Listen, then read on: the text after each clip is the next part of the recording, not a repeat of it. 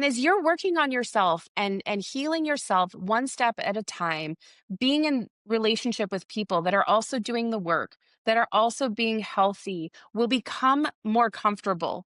Because I think part of us stays stuck. Like I feel like our healing journey sort of starts out almost like a straight ahead kind of approach with like slight up, slight up, slight up. But then as you go, it's like the graph spikes and it goes really high because at the beginning it's just so hard and you feel like you're trapped in mud, and every time you try to take another step there's something holding you back and it's not going well and you tried this and so you want to give up, but you just don't give up. That's the biggest thing, like just don't give up.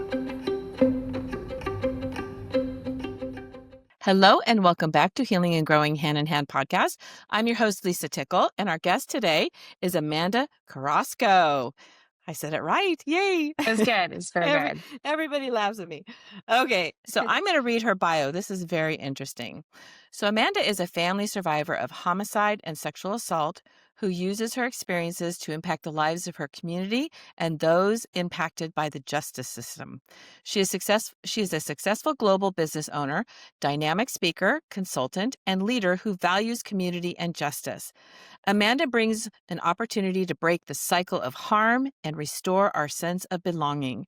Restorative justice is the core of her practice, and she is a certified facilitator through the Restorative Justice Council. She holds 4 master's degrees. Wow, forgot about that.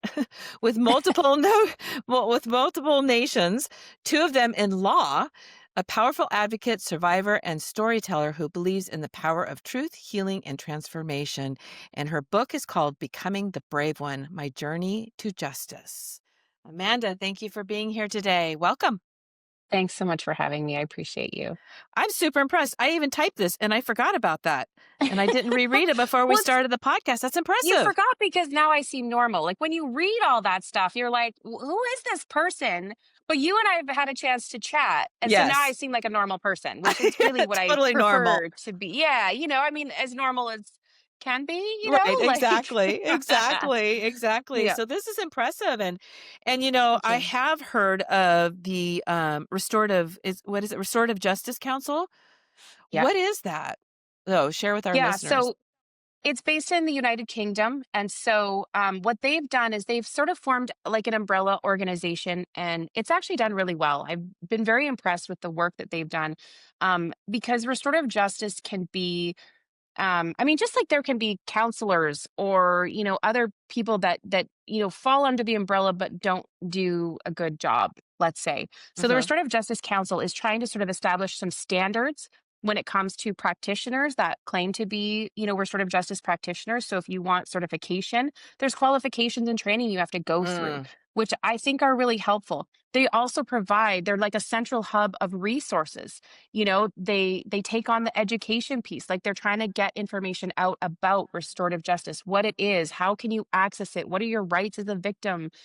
So one of the master's degrees that I did was in the UK, and that was one of my law ones, and my dissertation was on restorative justice law reform. mm, And so I did a comprehensive research in terms of what the law was, but then also what the realities were, because there mm. are requirements in the UK that victims are notified about restorative justice as an option, but in reality, it's not happening and Yeah. they're not being told. So there's a disparity there, and it's a huge disservice to victims because of how successful restorative justice is and can be. So I appreciate, the approach that they've taken in terms of having a central body that is, Mm-hmm. trying to establish some standards, when it comes to this, because Right. this is big stuff.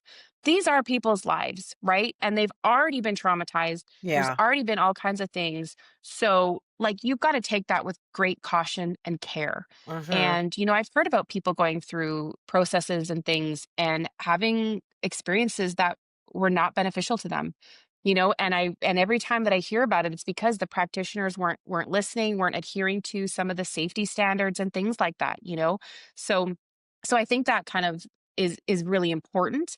And then again, having gone through their process and the educational components and things that I've gained and learned in all of that has been really huge. And it was interesting though, because I'd had my restorative justice circle, because I'm a obviously registered victim of crime, and I chose restorative justice as an option. And So I had my own personal experience. And so when I Mhm. went through the training, I was able to sort of add to it by going, well, this was Yeah. my experience, because again, there's certain things like you expect that the offender has to be willing to take responsibility. And in my case, because I've had two opportunities for restorative justice, and one of them, he's not repentant, he's not remorseful. And so I could say, look, there are exceptions, because restorative justice isn't a hard and fast rule. That's the beautiful thing about it. It comes so uniquely to each situation and each Mhm. circumstance. Because every person that's harmed is different. The circumstances around them are different. And our Right. current system really tries to put everybody in a box Mhm. and just shuffle through the system in the box. But we're Right. not boxes, we're people. Yeah. So my needs are different than your needs, than someone else's needs, and the circumstances of how we got to this place and what impacted and influenced that person to cause the harm are all different. Some people may not be able or willing to sit in a circle, but they might be willing to write a letter. It might come at the Mm. beginning of the process when someone's just been harmed, and even before Yeah. police are involved. It might be after they're involved, or in my case, with one of my offenders, the man that murdered my family, like we sat down 28 years after they died, and he had, been through the courts. Like I testified at the trial. Obviously I was much younger, so I was 17 when I testified at the trial. Mm. And then, so 28 years later, we sat down in a circle because I had needs that could be met by him. As horrible as Yeah. that is reality. Victims will have questions, or in my case, I had a need to tell him how much harm he caused me because we were a family. That was my sister's husband, and he planned to kill all of us. So that was such a betrayal. It's not just their loss, but it's Yeah. that betrayal of a family Yeah. member. Yeah. And it was like, how could you do this to us? I trusted you. I loved you. You were Mhm. not a stranger. This was your wife and your children, and you would have killed us all. Like you planned it. It wasn't a, um, you know, needing anger management kind of thing. Like this was, I don't want to be a husband and a father, and I just want the life insurance and run. So, Oh my yeah, god. like I'm so so to be sorry. able to sit with him, yeah, and to like let that all out at the Yeah. person that caused the harm, like, yeah, Did he yes. did he respond? Did he Oh yeah, you could see like he was visibly kind of shaken. Like you could Oh, see it. It's sure. almost like you see like a flower sort of wilt and crumble. It was almost like that you could kind of see that in front of him.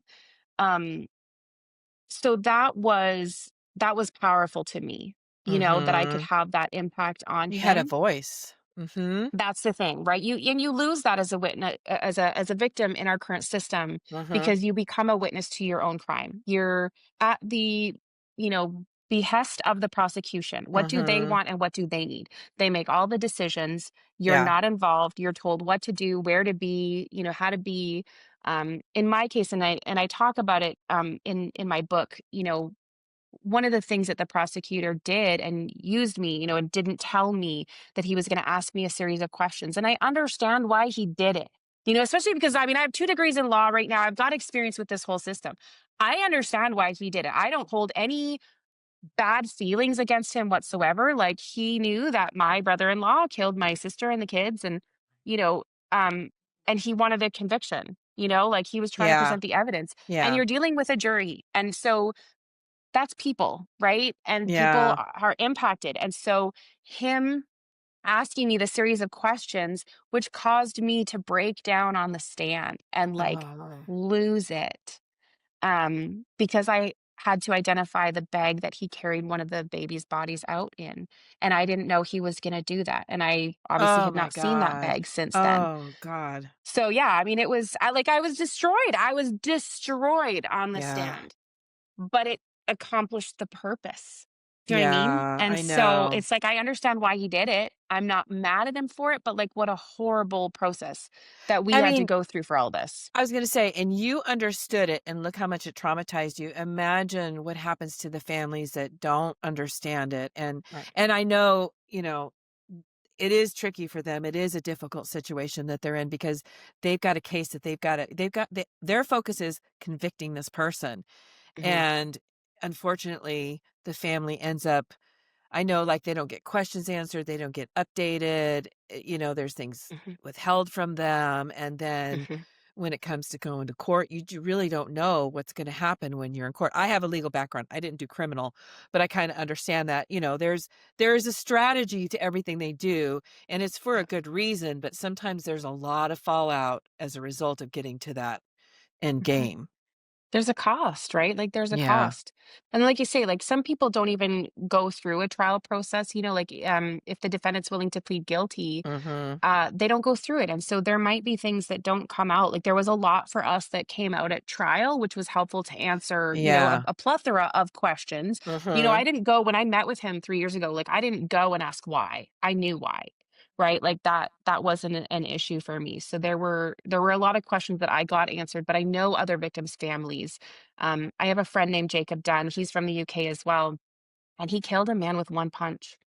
He went in Yes. for a fight and killed him. Yep. Like, and he pled guilty. And so his victim's family didn't know, like, and so they began a letter writing campaign or, like restorative process. And that was their question, like, did you have martial arts training? What did our son do to instigate this? You know what I Oh. mean? Like, was there a previous thing? And so for Jacob, I mean, he'd been sentenced to 13 months in prison and he just was angry the whole time. He wasn't reflecting, he wasn't remorseful. He just got angrier and he was angry at the person that like Mm. ratted him out and turned him in and he was going to come out and he was going to get his own form of justice, what he thought. But this family, because they had these answers and they advocated for themselves and said, look, we need to get answers, and so initiated this restorative process. And they were actually told, like, don't expect it because he's Yeah. almost out of jail. He's got no incentive or reason to do this. Mhm. But Jacob, because he is a good man at the bottom of all of this, Yeah. and he saw that opportunity and just he felt bad, like he took someone's life and that was not his intent. He did intend to cause harm, like he did intend assault, but he didn't intend murder. And yet Mhm. this happened and he knew he was responsible. So there was some guilt in there. And so I think that fueled him to sort of like decide to engage with the family. And so they were writing letters and he had to then reflect on what he had done. And so it gave him that point of accountability and reflection and, you know, evaluation, like self-evaluation. We've all got to see, like, why are we doing the things that we're doing, no matter what it is that we're doing. So Mhm. for him, like, he was able to tell them, like, I don't have any special training. I've fought people before, but it's never been like that. I can't explain for you why your son died, and I'm so sorry. Like, I don't know. I don't know why that was different. I don't know what happened different. And your son did nothing. He did absolutely nothing. He didn't spoke a word to me. He had gotten a text from friends that said, "Hey, it's going down," kind of thing. And so Jacob just came in swinging. That was literally how it all went down. And so, I mean, he had to reflect on the senselessness Yeah. of what happened. Yeah, exactly, the That selflessness, exactly. Yeah. And I So know that's that's not uncommon in fights like that, that can happen. It could be one punch and that's it. right. Yeah, I mean, you're definitely causing all kinds of harm even if the person doesn't die, right? Like there can be Yeah. brain damage, there can be lifelong issues. So Changes that this is person's very whole. serious. Mhm. Yeah, and so Jacob was able to go back and reflect through, like, how did I get here? Like, how did I get to be the kind of person that would just come in swinging like that? You Mhm, know? And mhm. so he's phenomenal now. Like they've actually made his story into a play. It's in New York. It's Oh, starting this wow. fall. It's called The Punch. Yeah, it's amazing. I'm trying to get it out here to California. I've been reaching out to theaters in the area to try to see if we can bring it out here because it's very powerful in terms of how restorative justice can heal communities, because it Yeah. wasn't just the victim's family, right? It worked on Jacob, and like Jacob said, like he would have gone out causing more harm. Right, But he was because still of that, mad. he was still mad. Yeah, he was gonna come out of that jail swinging. But being able to go through that process and have empathy for the people he hurt, Yeah. reflect on why he was where he was. And so now the work that he does is absolutely amazing. And I love it. I know Jacob personally. I've had the opportunity to meet him, through the training things that we did. And so we talk now. We had a Zoom one time. We sat down and sort of shared. I knew a lot of his story. He didn't. He knew some of mine, but not a lot. And so we sat down and kind of shared. And And I was able to tell him, like, I'm so thankful for men like you because you're like Mhm. my surrogates. And so, again, with restorative justice, like the person that harmed you doesn't have to be available. Or if you are someone who harmed and the person, the victim doesn't want to meet with you, like you can meet with surrogates. So I've been Oh, that okay. for people, like Mhm. men that have committed murder, men that have sexually assaulted. And I can say to them, I'm not your victim, but I'm a victim. And Mhm. so I can share from my own experiences in terms of what this looks like. Because even when I met with the man who murdered my family, like explaining to him on a daily basis, how the pain impacts me and how even just the whole journey impacts me because I am a registered victim. And so I'll get emails sometimes, because in Canada, which is where this took place, we have a victim's bill of rights. And so there's certain things that they're legally obligated to tell me in terms of his progress in the jail, like what's happening, what Oh, programs he's doing. Does he leave for any medical purposes? Is there? So there's a bunch of information that wow. they have to tell me, and also too, a thing for me too, because I was afraid, this man wanted to kill me. And so they have to, like, if he were to escape from jail or anything like that, like legally, they have to Oh, find where I yeah. am immediately, and those kinds of things, which were helpful.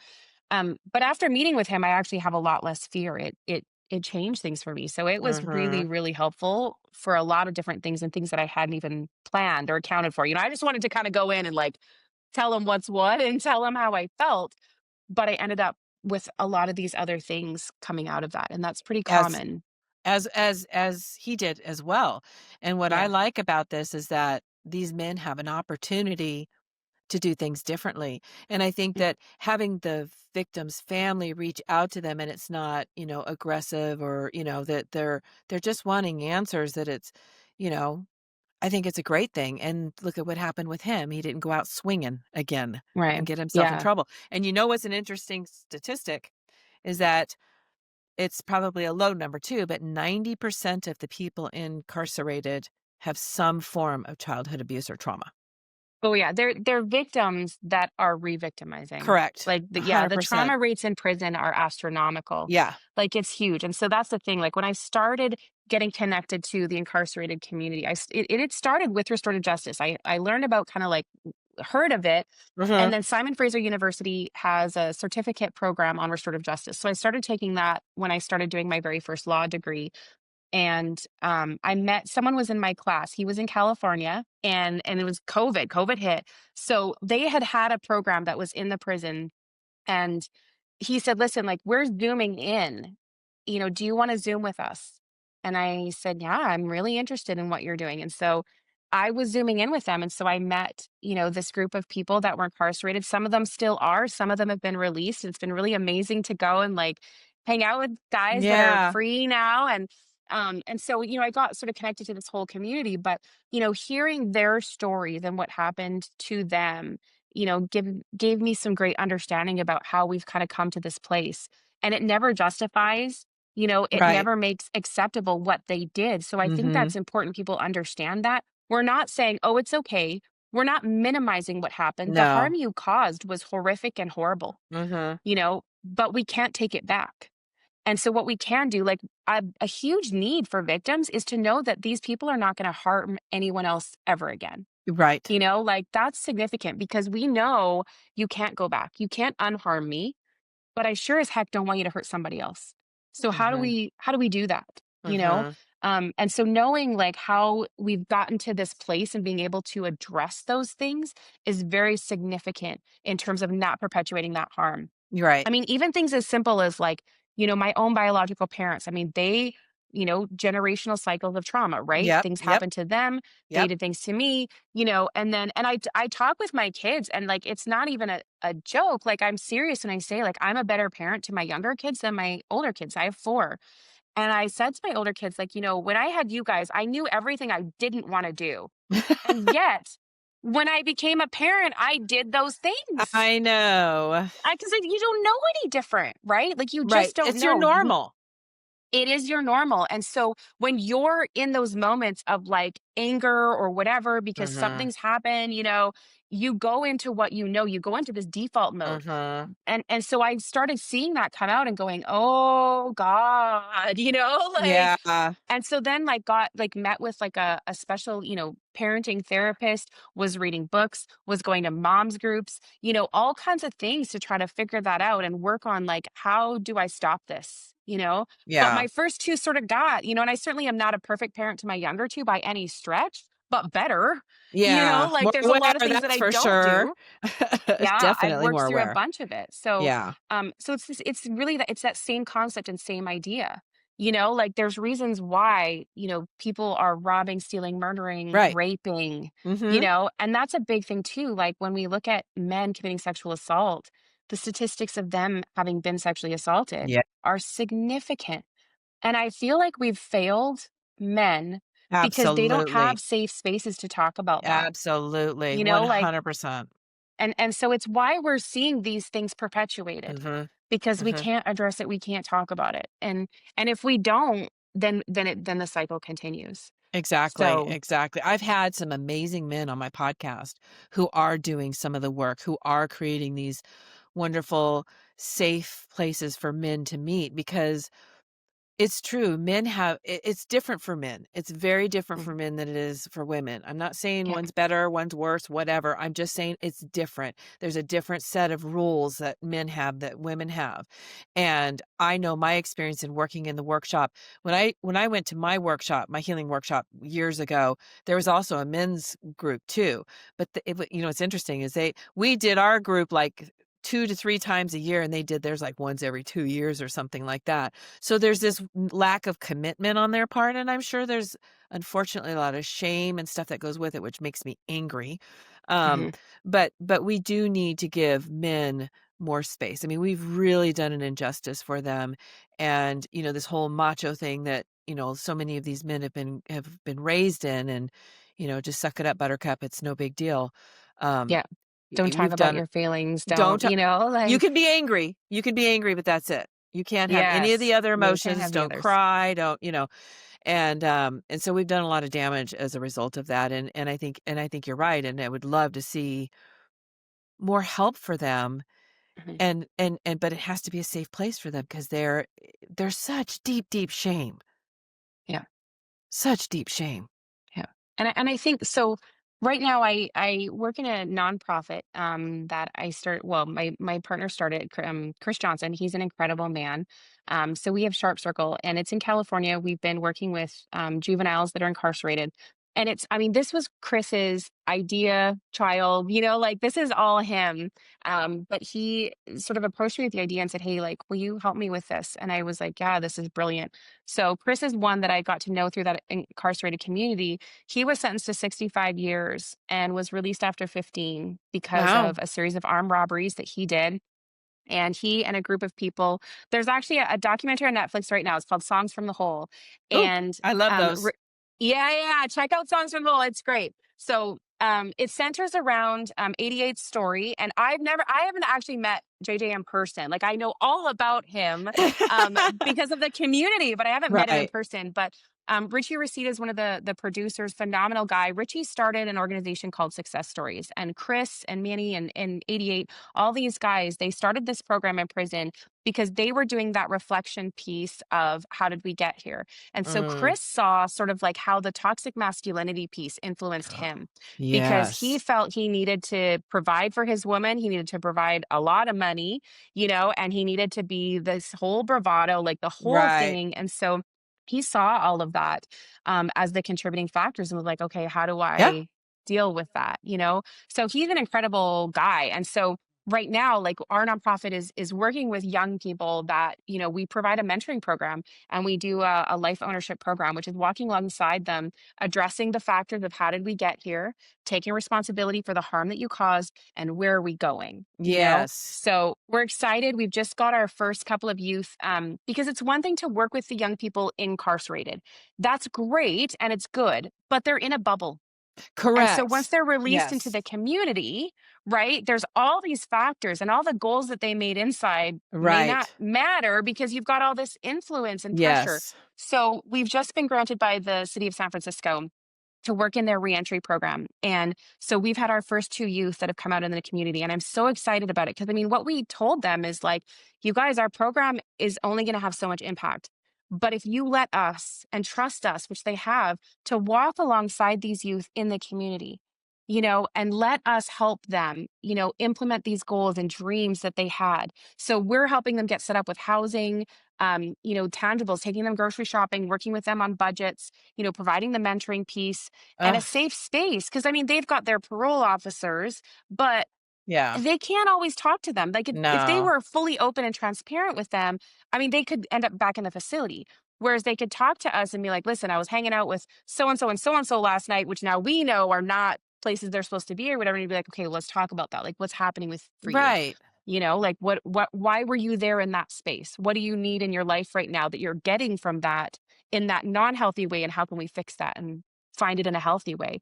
So we're really excited about that, but it's really because he addressed those factors of what contributed. And so in working with him, he's incredible. He's helped me be a better person. And so I'm so thankful. He's the most emotionally intelligent guy I've ever seen. Like I answer the phone, I'm like, hello. And he'll be like, what's wrong? I'm like, I just said hello. And he's like, I know. I can Sounds like hear my it in your husband. voice. And I'm like, oh my God. So I can't hide anything from him. Like he knows if I'm having a bad day or if something's up or, Oh my he gosh. knows. He's so funny. But it's caused me to then self-reflect. And so I've said Yeah. to him, you know what, I can see the ways that I've contributed to not creating a safe space for men to be vulnerable. Because I've bought into the bravado. And especially like coming from Yeah. my background where men have harmed me, like if you're gonna Yeah. show up and be like, I'm gonna keep you safe and I'm gonna, whatever. And I'm like, okay, you're crying. You're crying. Healing is hard, but healing alone is even harder.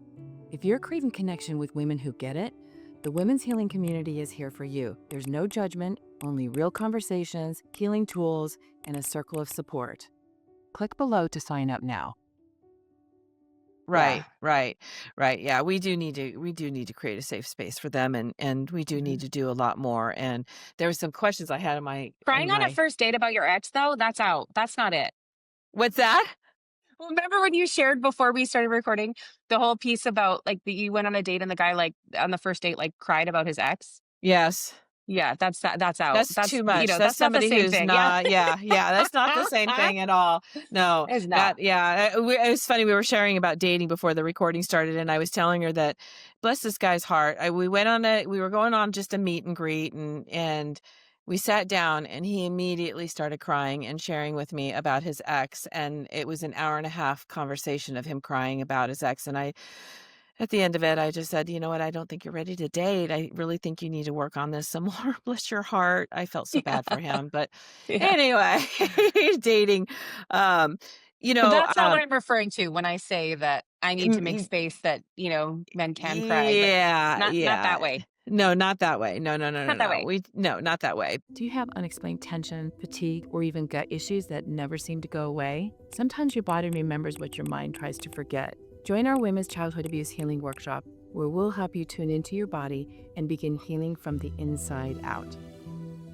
The one thing I was going to say is one thing that, and I've said this many times on our podcast, people act out for a reason. Mhm. People don't just wake up one day and decide, I'm going to be a jerk and I'm going to go do this. I mean, there's a reason why people do stuff. And, and it's so sad that you know, the whole trauma system is getting better in that we're learning more about it. There's definitely modalities. There's definitely, you know, podcasts and books and stuff to help us. But the people the prisoners that are dealing with this, they get no help whatsoever. They just get thrown into prison and expect it, and for men, imagine having all that anger and everything inside of them, and then they're thrown in prison. Yeah. So there's, Where you're dehumanized. Like prison's horrible. Like I know a lot of people don't get to go in. I've gone in Canada, the US, and Mexico. I've been in prisons in all ooh, three. Yeah, you know what's funny though? And I'm not gonna name the prison that I've been well, because I've been in a few in the US, but I've been in the largest prison in Mexico City. In April, I got to run a program there. And I would take that hands down because there's more opportunities for community. They're Oh, treated more like people. Some of the conditions aren't great, like, I right, mean, some of the rooms, like, there's like 8 to 12 guys in a room sometimes, like, so some of those things. But I think in ways they're healthier because they're treated like people in a greater context. It's still not right, good, there's none of them that are good, right. but, yeah, there were ways that they were able to kind of work together and do things together. The visits with your loved ones, like, the Mhm. regulations and stuff are totally different, and so like that connection piece with the outside Yeah, world is phenomenal. And I know like some states like California, the incarcerated people have tablets and they're able to make calls. There's one guy we do video calls once every 2 weeks because that's free, but they can call for free. It's, 15 minutes, all recorded, which is totally fine. But you're able to stay connected. yeah, Like when with any of my clients in Ohio, like it all costs. It costs them every call, everything, and the dehumanization piece, even as a visitor, like you go in and you're not, if I've gone into prisons as a lawyer and then gone in as a visitor, and they're two totally different things. Like you oh, are I'm treated sure. two totally different ways. And the limitations in terms of like, don't hug too long and all like it's just it's so awkward. And like I understand, some of the regulations and some of the reasons why, but we're also so dehumanizing, and it's like, Yeah, 85% of people are coming out of prison. How do we want them to come back out into our communities? Because you yes. put them in a box and you treat them like garbage, but then you're like, now come back into society and figure your stuff out. Right. So they go into prison with trauma and all the stuff that they're dealing with, and then they get treated like that. And then we send them back out into the world and expect that they have to behave themselves and be law abiding citizens. And we wonder why our recidivism rates are so high. Yeah. Why can't people just figure it out? Why can't they just do better? Pull yourself up by your bootstraps and don't break the law. Says the people who's never been to prison. Yeah, and some of the guys, like one of my friends, he came out while he was incarcerated. His identity was stolen, and he's incarcerated. There's nothing he can do about it. They opened 7 different fraudulent credit cards that he had to try to, prove, like, hey, I was in prison. I didn't do this. It took him forever. He has a criminal history, so trying to get a job, Yeah. trying to get housing, like all of these things. And when you come out, Mhm. like your gate money is roughly about like $200, depending on where you are. So you've been incarcerated. You don't have any funds. You don't and again, like you said, like people are coming in. There's some people that have some family supports and that are able to help them, Mhm. but there's a lot that don't. And so, like, again, Yeah. like there's no question why we have high recidivism rates because what other options are we really giving people? You're How do not you teaching get a them anything job? different. You're not teaching them you're No. you're limiting them even more. Yeah. There's a lady, her name is Porsche. I can't Lauder, and I follow her on TikTok, and she Hmm. went to prison. She's a normal person like you and I, and she went to prison, she was sentenced for 7 years federal, and she got Hmm. 5 years. She ended up spending 5 years, Yeah. and it's for real estate fraud. And Okay. so she puts her stuff out there on TikTok, and she shares about her experience in prison and all the details.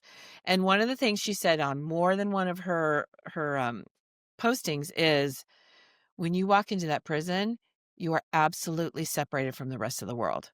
Yeah. You're just complete." And I've never experienced jail or prison, so it's hard for me to imagine, I sit there and think, "Oh, I wouldn't be able to have my cell phone, I wouldn't be" No, she goes into great detail. I mean, taking a shower is a big deal. Having your own stuff is and Yeah. she did have family support. She did have family support throughout, and, she had, I don't wanna say a good experience, but a favorable experience while she was in prison for the most part. It was kinda rough in Hmm. the beginning, but it's so interesting to hear all this stuff because we don't deal with that. We have no idea what that's like. And Hmm. and I always say, you never know what comes out of you until you're squeezed. Hmm. And Right. you're put Yeah. in a situation, you never know what you'll do until you're in that situation. And Yeah. it's real easy for us to say, well, they did that bad thing, just throw them away. But this is a human being. And there's a reason why it's not okay. Like you said, what their behavior was, there's no excuse for it, and there needs to be consequences. Hmm. It's also understanding why they did it. Like, Yeah. let me give you this is a much smaller example, but it's helping me with this and it's profound. So I lost my mom when I was 16 to cancer. And so I didn't know a lot of her past. I knew some of it. I knew she had a lot of anger towards her family, her mom and her brothers and sisters. Mhm. It wasn't until about 4 or 5 years ago that we kind of put her timeline together through ancestry. And so I could see with my mom that her mother was married to a lot of men. Mhm. I could see that there were at least 2 children that my grandmother had that were given up for adoption. I don't know if my mother knew about them. Mhm. I can see at one point going through her records that she lived with her grandmother for a while.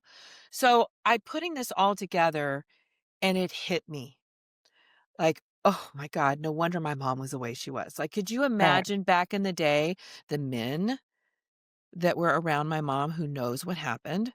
Yeah. The Yeah. instability of, let's set that aside. Just the instability of never knowing where she's gonna live, having her mom have all these other men, going to live with her grandmother, like, there just those alone were traumatic, and that moment, I literally broke down and cried for that little girl, Mhm. and I had an understanding of why my mom behaved the way she did. Yeah. She had unhealed trauma. It doesn't excuse her behavior, but I No. understood it. Yeah. It's helpful when you can understand that, you know, like, and so I've, you know, the people that I've, some of the people that I've worked with and asked them, like, tell me your story. And so based on my experiences, I've kind of come to the conclusion that everybody's capable of everything, Yeah, you you know, seriously. because I look at Yes. them and I think if I was in that situation, do I know that I would have done any different? Right. Right. I don't know. Like I don't know that. I couldn't say Mhm. that I would. Do you know what Mhm. I mean? I know that I've not been put in that situation, Mhm. you know? And so I just, yeah, I see that. But, and it's hard because you have to sort of hold that in balance because we do hold people responsible for their individual Yes. choices, but we can't negate the circumstantial factors, Right.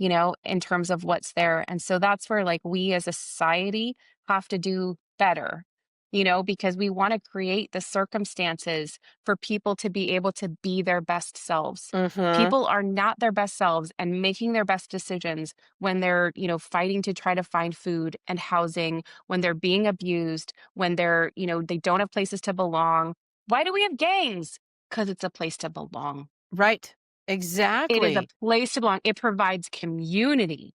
Mhm. It provides a spot for you. We were built for community. Correct. We are not to be isolated. We are not to be alone. That is yeah, we are meant Yep. to be together and connect and have community. So they're Absolutely. meeting a need in those young people that are part of that Yeah. that isn't being met somewhere else. Right. If It's that not if those ideal, needs but were it's being met, yeah, yeah. If yeah. you have needs that are being met in other ways, if you're feeling plugged in, if you're getting all these things, like, there's not that draw, there's not that propulsion. Yeah. And I mean, it's what the guys have told me, like, Yeah. I'm like, well, tell me your background. How did you get connected with that? And how did, you know what I mean? Like, what was the draw for you? Yeah. Oh, well, my dad used to beat the heck out of us. My mom left, we were with them. And then, I found my mom, and my mom said, no, like, I can't have you here. I can't have kids here. She was trying to save herself, which I understand, but it also cost her kids because they were stuck with their abusive dad. And so then he went to his cousins, and his cousin was a gangbanger. There you go. And so he got in the gang and ended up murdering someone, and he regrets it, like, he's been released, he's in the community, he's a friend, and I don't believe that he would ever hurt anyone else, like, Yeah. because he's so remorseful. He's like, I took someone's life, and he's like, if I could bring that back, I would, but I can't. But he has to live with that every day, and he does. Like, he doesn't Yeah. just, pretend like it's not a big deal. He knows he has to carry that. That's a choice that he did make. But I also see the circumstances that got him there. Right, And right. that's where I can say to him, that's not who you are as a person, Correct. as a human being. That was Yeah. horrific and horrible what you did, but that's not you. I don't want to be the sum of my worst mistakes. Oh, I'm not going to hold people the same way. yeah. But we hold accountability. Like, we do need to make sure that they're not going to be harming others, that they're Mhm. working on their stuff, that we're moving forward, but I see that it's possible. And that's the thing that gave me so much hope in working with the incarcerated community. Like, as a victim, you would think that I would not want anything to do with these people, right? Like, Right. um, but it gave me hope. It helped. They healed me.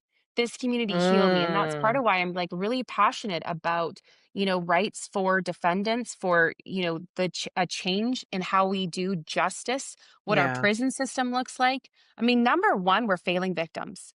Like we Yeah. talked about before, they're being sidelined, like they're being pushed aside. So we're failing victims right Mhm. now. The second thing, though, is that we're not helping communities. We're not making people safer. And so, like, I'm really passionate about that because these people matter too. People who commit crimes Mhm. still matter. They're still part of our communities. So, Mhm. like I said, like, they're going to come out of prison. And how do you want them to come out? Yeah. Like, what do That's you a want your neighbor to look like? Someone who's, just been shoved in prison and treated like garbage, but it's a hard concept because we've just been taught retribution. We've been taught punishment and that they mhm. should go, they should be put away, they should have to sit in their jail cells, And and then you suffer. come out and do better. But the problem is Right. like it doesn't work. You know what I mean? And Mm-mm. I understand how it can be hard to be like, oh, well, what are we gonna send them to a country club? No, that's not what I'm saying. Like when you're deprived of your liberty, like that's a big deal. Yeah. But when we look at some of the more humanized, prisons in Norway, like some of the Nordic areas, like it's more humanizing. They come out better. Like they have lower rates of crime. The communities address systemic issues. Like it's a different model, and it's possible. Like this is a tangible, possible reality because some people that are kind of like, oh yeah, I can see how it's doing better there, don't believe that it's possible here, and I absolutely do. Canada, America, we can do this, but it Mhm. has to be a change that we're willing to Yeah. embrace and not just say that prison's the answer Right. because it's not. But when we've been fed that, and like I understand that this is what we were indoctrinated with. It's how I felt Mhm. until I knew better. And now that I know better, I do better. Thank you, Maya Yeah. Angelou, right? Like this is our responsibility. And so it's part of why I wrote a book to share my journey so that, people can understand, what this process was like for me and how I became free, because I Yeah. was angry. I was bitter. I wanted that Mhm. man dead. Like I hated him and I held that every day for years and years and years, Mhm. and I realized that I was not the person I wanted to be. And that was a factor. And so I had to Yeah. deal with it. So I wanted to share my journey so that, people can see that change is possible in yourself, like when you're not who you want, Mhm. right? Whether you've committed crimes or not. So like we talked about the parenting piece and me wanting to be a better parent. Like it only came because I was willing to admit that what I was doing wasn't working, that it wasn't Right. healthy, it wasn't good for my kids, you know, and then learn because you have to like unlearn and relearn. You know what I That's mean? yeah. Yeah, there's a lot Yeah. of unlearning and relearning, that's for sure. That's for So sure. much so, right? As even just sort of tearing down the things I believed it myself that I was only good for a sexual purpose, right? Yeah. When you're assaulted by multiple men on multiple occasions, like and different contexts. This wasn't one sexual assault that happened one time, and I knew all of them. So I was never attacked by a random stranger. These were all men in different capacities in my life, some family members, some not. So, when that is repeated, Mhm. it fundamentally altered what I believed about myself, Mhm. that I was really just a sexual object. That's Yeah. what I was there for. Yeah, there's your I evidence. Yep. I didn't have self-worth. I didn't see the value of myself. It was just, for their pleasures. Mhm. And then losing my sister and the kids and dealing with survivor's guilt and why am I still here and she's not, and it felt in a way almost like she gave her life for mine, Mm. because I was supposed to be home and we had had a fight. I wanted to go on a car trip with a boy and I was like 16 years old and he was like 17, I think, or something. Like we're young. He wanted to drive 5 hours away to the city for whatever and then come back. And I wanted to go because, of course, I wanted to go. Of I course. thought he was cute and fun and I wanted to go on this road trip with him. And she was like, hell no. Like, as a smart, good big sister does, like, because she had legal custody of me at that point. I was living with her and her family. And so she Oh was like, my god. no, like, you can't go, like, And I was so Oh. ticked off at her, right? Like, I was like, "You're so mean." And, because I mean, my mom was gone a lot, like, she was with boyfriends and things, and it wasn't a healthy relationship. And so that's how I ended up being with my sister. So to go from like basically being able to do whatever I wanted whenever I wanted, like, because Oh, yeah. there weren't rules, right? Which as a teenager, you're like, yes, but then going to my sister's where she was like, "Oh no, we're not doing that." Like there are things like curfews and, Right. yeah. And I was just like, "What the frig is this?" This is no fun. So I was mad and I was like, "You're being too harsh." And so we'd had an argument about that whole thing. And I said, "You know what? I want to go stay, like I want to go have a sleepover at my friend's. I don't want to be here with you. And so she said, okay, she knew that like in that moment I needed my space. And so that's why I wasn't there. And I feel like it's her protectiveness Mhm. that literally saved my life. Mhm. Because if I had been there, I would have been Mhm. dead. Like, so that's where I felt like I was like, oh my gosh, like she gave her life for me. And so carrying that, like, and it's Yeah. still like, it's still, these things don't just go away. So I Yeah. still, even just I say it and I'm like, oh, I can feel that. I Yeah. feel that. I did But it too. it doesn't like it doesn't dictate anymore. And that's the difference, I think, is I don't Yeah. think it's ever gonna fully go away, but now I can see it and go, "Oh, I know that's not really what it is. I see you. I see you." But we're not Yeah. gonna believe that. We're not gonna lean into it. We're not gonna make decisions based on that anymore because it's not true, but I see it, you know? So yeah, we've gotta go through that journey, each of us, right? Yeah. Yeah. Definitely. Because there's a lot in that. There's a lot. There's grief. There's just so much in that to unpack. I just can't even imagine. And I love the work that you're doing, and I definitely want to stay connected because I'm really interested in what it is you're doing. And following because with my workshop, what I want to do at some point, and hopefully soon, I pray, is it's something that I do want to take into the women's prison, Mm, and it's a workshop that helps you overcome your childhood abuse, and to yeah, get on your healing journey or go deeper into your healing journey, and how profound that would be to help yeah. these women in prison. I would love to do that, And so that's on my radar. yeah, women's prisons have way less resources than men's prisons. Oh, really? Less? Yep, way less. Way less. There's so many programs geared towards men's prisons, and especially at the juvenile level.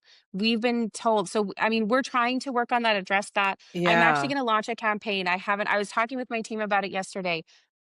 Because I wrote the book for me. I wrote it as my journey, but I Mhm. published it and have made it public because I know how much hearing other people's stories and even reading books of people that I've never even met my whole life, but reading their story impacted me and helped me and Yeah. seeing what worked for them, trying to implement it. So Yeah. I was like, there may be things that I've learned or know that might help other people. So I'm Mhm. going to go public with my story and what I've experienced, what I've been through, the work that I've put in to be who I am at this point.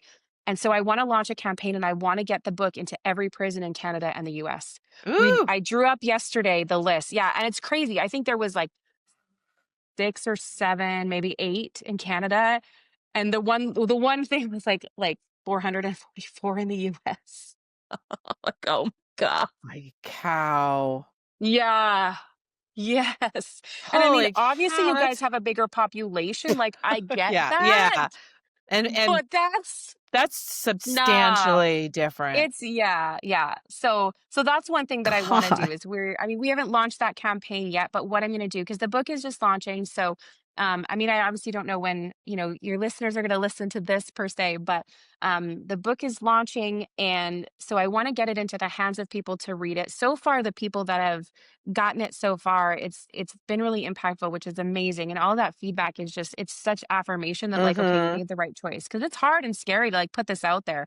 I'm like, "I'm single. How am I gonna get a date?" And it's like, "You could just read all about my sexual assaults." You know Yeah. what I mean? Like, what the Yeah, that's bleh, true. right? So it's a big thing to put all of that out there, Yeah, but I think, I'm just I believe that it is gonna make a difference, and so every person that yeah. says, "Oh, I read this and I saw myself," or "I feel that," like, that's huge, and so I want to get it into every prison in America and Canada. And so I'm going to tell people, listen, like if you buy the book and you think that this is helpful and worthwhile, I want you to buy a second one and donate it to a prison. And we're going to get it Yeah, to a prison. yeah. I'll do Yeah. it, I'll do it. Let me know when you Yes, got that going. Because you know I what? will.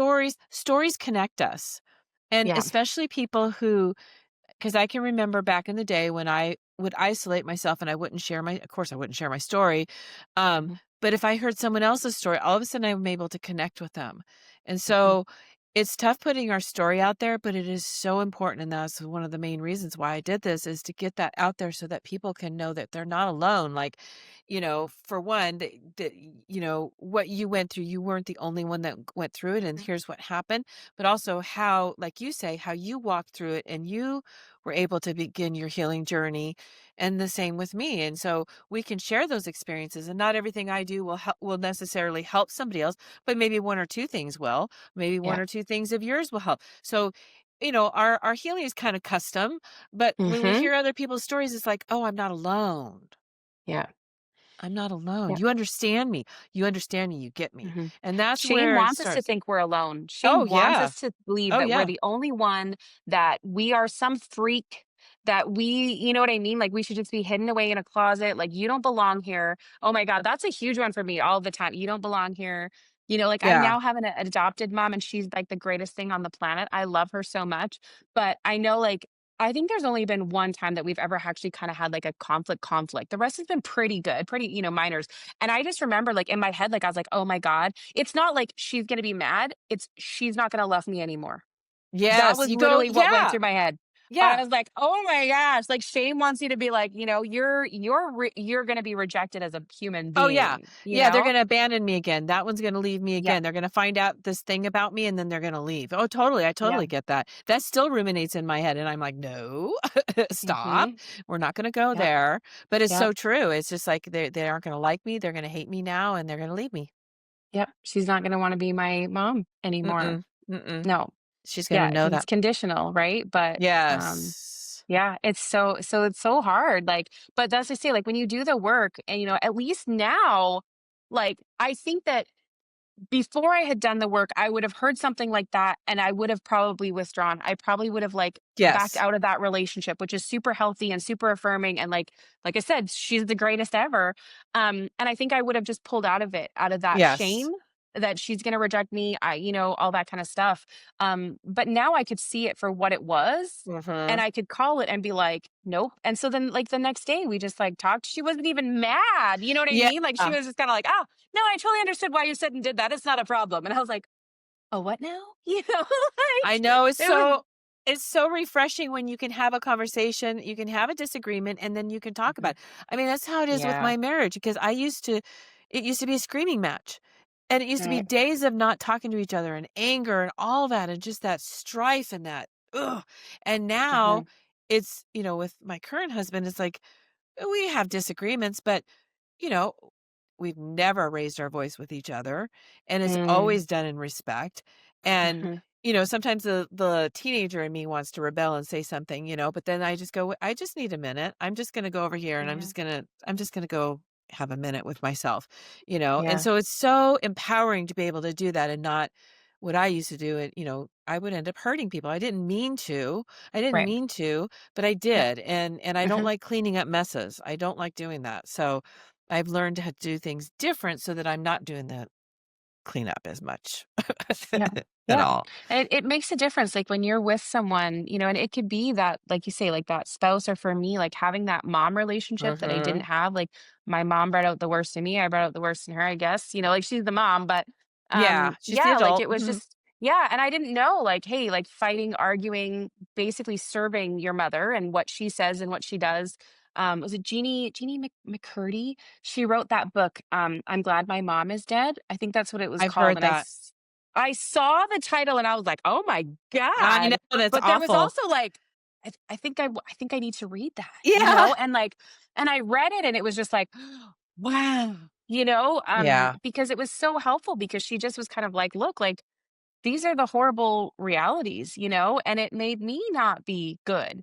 And so to Yeah. have people that are willing to engage with you in conflict in a healthy way, like, yeah, I Yeah. didn't know that like screaming at each other wasn't the way that it does. Right. Being called horrible names, and all those kinds of things, like being Yeah. berated, and not even just as a child, like this extended into my adulthood, Mhm. Me too. for way longer than it should have, Mhm. and so like to now see that there's something else, because when that's all that's all you don't know Correct. it's any different, That's your normal. and then once you see, like, wait a second, that family, like, they don't yell at each other all the time, Mhm. like, what, and then you see Mhm. another one and you're like, wait, there's another one, they're not an anomaly, Right. and all those Yeah. things, and The and brother I and think that, sister are getting along, they're not screaming at each other. The brother's not beating right. up the sister. He's not chasing her Yep. around beating her up. And as you're working on yourself and healing yourself one step at a time, being in relationship with people that are also doing the work, that are also being Yeah. healthy, will become more comfortable. Because I Yes. think part of us stays stuck. Like, I feel like our healing journey sort of starts out almost like a straight ahead kind of approach with like slight up, slight up, slight up. But then as you go, it's like the graph spikes Yeah, it and it goes does. really high, because at the beginning it's just so hard and you feel like you're trapped Mhm. in mud, and every time you try to take another step there's something holding you back and it's not going well, and you tried this and so you want to give up, but you just don't give up. That's the biggest thing, like, just don't give up. And so you keep moving forward, you continue to meet new people that are, like I say, like, are doing the work, because you're putting yourself in those kinds of communities. It feels uncomfortable and weird, and I don't understand these people. And why are they talking about their feelings? And I don't want to talk about my feelings, and like these Yes. kinds of things, right? Like, forget this. But as you keep going, like, it, all the old stuff, all the gross, toxic stuff starts to feel less comfortable. And that's the thing. Like, you want that switch Yeah. where the healthy things start to feel more comfortable, because you want someone, there's going to be conflict. Health is not the absence of conflict. Health is Correct. walking through that conflict in a respectful way with each other, like you said you have with Mhm. your husband. Mhm. And so now being able to see that and to see, like, oh, this is what a mother-daughter relationship should have been. Yes.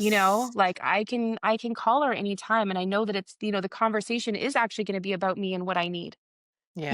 Like, that's a revolutionary thing, Yeah. because my mom was very, narcissistic, and it was what she needed and what served her, right? Mhm. What you can do for me in this moment. And again, like we talked about that generational trauma, like I see how my mom got there. So I have a lot of empathy.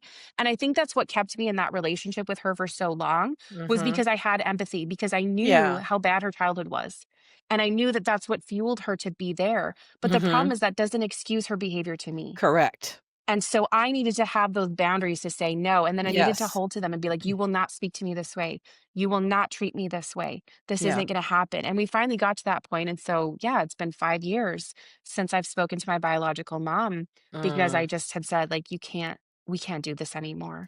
Yeah. Yeah. Yeah, and narcissists, they don't honor boundaries at all. There's No, no. nope. They You set them actually and they cross them, and you set them and they cross exactly, them. I And was you just have gonna to, like, say, yeah. it's not really a boundary because they just keep crossing it, Yeah, they don't you honor boundaries at all. So, yeah, and No. I'm sorry 'cause I'm dealing with the same thing, like, I don't talk to my family, like my brother, Mhm. and I chose that, though. I chose not to have him in my life. He's still very abusive and destructive, so I'm not gonna bring that into my family at all or around Mhm. my loved ones. And Yeah. that's a difficult decision, and, this thing of, well, they're family, you always have to be no, Oh my no, gosh, no, yeah, like, no, that's your no. mom, like, you owe her, oh, No, yeah. no, no. Yeah, My I've mom gotten that, I'm chose the to bad have me. daughter. I don't owe her anything, Yeah. that thing of, so and it's interesting because when I cut my brother off, I carried a lot of guilt about it. And the reason why I cut him off is because he went after my son. And he Mhm. tried to pull something on him, and I said, "That's it. That's it. That's it. That's the last straw. Like, you went after my son, we're done." And Yeah. so, I cut him off, and I felt guilty. Oh, I felt so guilty. And I had someone tell me one time, and it broke that guilt immediately, and that was, um, we should forgive them, right? And the forgiveness Mm. is for us, and that's a whole 'nother Mhm. topic. But what she said is, Mhm. we should forgive them, But if they're still being abusive, we do not need to reconcile with them. And Yes. as soon as she said that, that whole burden was Yeah. lifted, and I'm like, "Okay, cool." Because I was thinking, "I'm a bad person, I'm a bad Christian. Right. How could I be Right. like that? That's my Yeah. brother." All that guilt, and as soon as she said, because I thought I asked myself, "Is he still abusive?" "Yeah, he's Right. very abusive." So I so know. that's the thing, whether it doesn't matter who they are, if they're still abusing you, you Mhm. do not need to have them in your life, and if they're a parent, you don't owe them anything. No. They chose to have you. Yeah. It's not like they did you a big favor. You know what I mean? They're the one that Yeah. chose to have you. They have an Yeah. obligation to you. Right. So, Yeah. Yeah. well, with that said, let me ask you the question that I always ask my guests, and that is, what would you like to leave our listeners with? That's a challenge because I don't know who you are, where your life is at, like where you're at in your journey, whoever's listening. But so I think that what I would say is, I mean, if you're listening to this, you're obviously on a journey and you're looking for healing. And so no matter where you're at in that journey, I would say don't give up.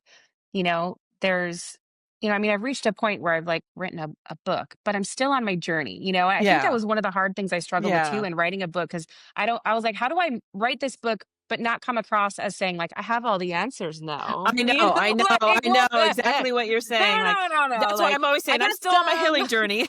Yeah, I'm still on the journey. And so even still, like even like last week, there was like a set of circumstances and things and I just was like I texted my friend and I was like, do you just ever wanna just give up and just be like, "F Yeah. it, like, I'm out." Yeah. Yes. I don't wanna Yes. do this anymore, I wanna run away with my dog to an island, and forget everybody, um and so even still, no matter where you're at on your journey, like, I mean, I have felt that way. And so Yeah. please don't ever give up. Please don't ever give up. Just keep going, because like you do have value, whether you feel it or not. And I Yeah. think that's the whole concept of the whole becoming the brave one. It's not about me being the brave one, it's about us being brave. And I feel like being brave is doing what we need to do even when we don't feel sufficient. Oof. Like Yeah. feeling like you're not enough, but you do it anyways, because you're Right. just going to take that step out in faith. And so it's about you be doing what you need to do that looks brave today. Sometimes it's just getting out of bed. Yes. Sometimes it is like walking into a prison and facing the person that harmed you and your family. It can be anything in between. So, whatever being brave looks like for you today, go and do that thing Mhm. because that's really important. Oh, I love that. Being brave and don't give up. Yeah. So important. Don't give up. Please don't give up. And if they wanted to reach out to you or get your book, it'll all be in the show notes, but why don't you share with us how Yes. they could reach out to you? Yeah, sure. So, I mean, on the main socials, Amanda the Brave One, which also, and so I know we don't have lots of time, so I'm just going to say it was probably about 4 years ago. I decided to change my emails, like the signature, and so I signed it Amanda the Brave One, and we didn't even have the Aw. title for the book yet. You know that, like, that's how crazy this is. Oh, Um, yeah. be- because I wanted to be brave. And so I wrote that on there even though I didn't feel like it, and it was like this Yes. reminder to myself. And full transparency and disclosure, yeah, there's a few emails that I would send depending, like I'm applying for a job with the United Nations. It wasn't Amanda the Brave One, like I would take it off at certain A times. little more But professional there. in general, I would say, I put Amanda the Brave One because I like even though I didn't feel like it was really important, to kind of be like, this is who I want to be. And I'm just kind of Yes. speaking that into existence and following Yes. it. And so it started just with that. So yeah. Okay. So my website, amandacarrasco.com, and you can check the show notes for the spelling. Yes, yes, we'll But have the you can reach links. me through my website. You can email me directly through my website. You can purchase my book that way. It's only going to be on Amazon in a limited capacity because Bezos has enough money, and I don't believe he treats his workers super well. So through that, I'm Oh, going that's down funny. now. Yeah. Yeah, go to my website, amandacarrasco.com. Also, I want to say that 50% of the proceeds from this book actually go to an amazing organization called Love Does Mexico. So, my friend Oh. Bob Goff started Love Does. And I know we've got like a YouTube thing. So I've got my book. I'm going to show that. It's right on the back of the book. So Oh, there you they go. work with people that are in like asylum seekers. And so I love Mexico. It's close to Mm. my heart because I have family there, but also it's got a global impact. And I've had the privilege of traveling around the world and seeing incredible people and cultures and places. So my heart is around the world. So that I knew I wanted to do something somewhere. And so Love Does Mexico is the organization that I've decided to support with the proceeds from the book. They so 50% split because I've got, I got to pay for some of the things with the book. But Sure. yeah, so they're getting half of that. And I'm excited to go there later this year and be able to connect with them and see in person the work that they're doing. So go to the website, purchase a book, email me if you have any questions, concerns, thoughts. The back of the book also has a list of resources in terms of restorative justice, healing, Mm. help, all that kind of stuff. So you get to the end, there's some options there because maybe you've been a victim of crime and maybe you didn't even know about restorative Yeah. justice. It's not too late. There's options. So that's there. And Oh. then, like I say, you can hit me up on social media, send me a message or whatever. And, I'm happy to connect any way that works. Well, and I'm serious, let me know when you do come up with that, what did you call it? When we start the prison Challenge? campaign, Yeah, yeah. a campaign, that's what was the word I was looking for. The Yep, campaign, yeah, let me know about that, and I I will. definitely wanna stay in touch with you about, down the road doing my workshop in the women's prisons. That would be amazing. I would love to Mhm. work together on that. That would be Yeah. fantastic. Yep. Yeah. Just help these women and get them out, with a better start, you know? Mhm. Oh my goodness. Well, That's thank you amazing, s Lisa. I know, I love what we're doing, we could talk forever. So, Yep. I love what you're doing, and thank you so much for being here and sharing your story, a bit of your story and, and what you're doing. It's really powerful, and I think it's really important, and I think you're at the baby stages of it. Like, there's so much more work to do, but it can be done. Well, and you gotta start somewhere, right? That's You're not right. it's not gonna get done if you don't start. So we're starting and, like, Exactly. let's go. You and I are gonna revisit in, like, 10 years and have another, like, podcast recap and be like, "Oh Exactly. my You won't gosh." believe what happened the last 10 years. Yep, that's right. I But would we gotta love that. start. Thanks for Yes. sharing this with me, Lisa. Thanks for using the platform and resources that you have to be able to bring this message. I'm really honored. Well, I'm so glad we did this, and I think it's gonna be very helpful. Awesome. I hope so. Thank you.